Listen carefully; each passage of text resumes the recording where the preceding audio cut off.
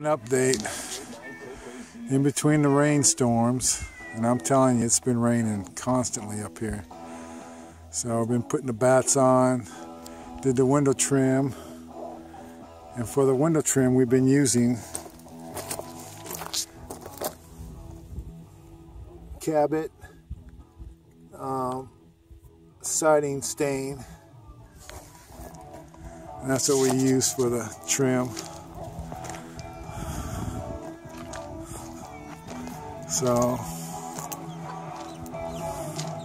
that's as far as I've gotten done, but I'm thinking it's looking pretty nice with the face on it now, though, than just a house wrap.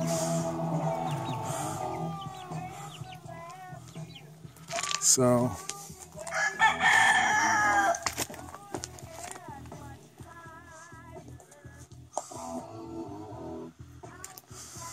that's it. Just wanted to show you. Bonnie, what are you doing? You gonna help me? So anyway, that's my update. Thanks for watching, and keep moving forward, and be sure to like. Thank you.